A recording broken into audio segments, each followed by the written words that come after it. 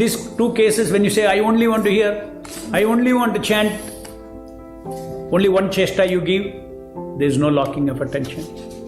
Because there is no locking of attention, you will see that the attention runs away, because our chesta, when you're focusing on only Kriya chesta, our Jnana chesta goes to something else, some other thinking. And or on the other hand, when you do only what I only want to hear, then your Kriya chesta is keep sitting idle, it will go and find a work which is thinking. And then in case that activity is giving, is urgent, or some taste is there, some speculation, so many things, our thinking gives different kinds of pleasure. Problem solving, all those things. Immediately you will run to both.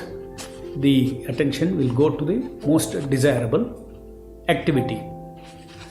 So I also gave the example of the king. Japa is primarily it's a doing followed by hearing or followed by knowing.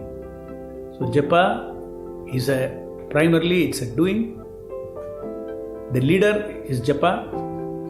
The leader is doing Kriya chesta, and therefore we said that doing chesta is the king and knowing chesta is the queen. So king and queen put together, they always stay together. Whenever we separate for some purposes, then the other one will join. So temporarily they can go here and there, one of them will go and call the other one there.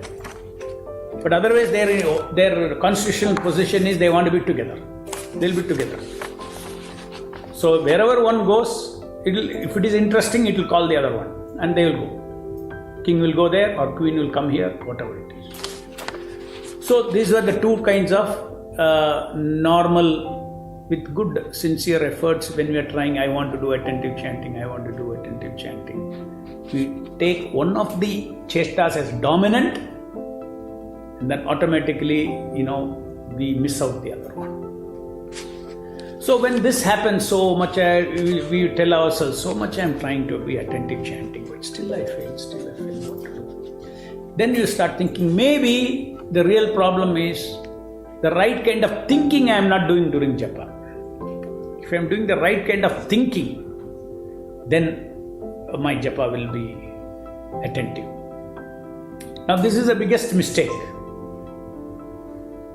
Whatever that thinking may be, even if it is Krishna's preaching work, or even if it is thinking that I should hear. If you use a foreground mind for that, I should hear, I should connect, I should link up. If you use your foreground mind for that, then foreground mind is meant for immediate activity, chanting and hearing, for both the chestas. So if you engage your chesta to tell yourself, I should hear, you don't need that. Your background mind will automatically is doing that job. Background mind is telling. Background mind is used to direct the foreground mind.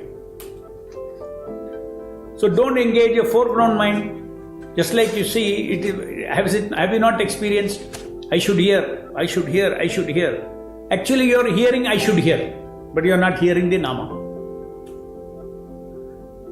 So thinking should not be used even to think about japa.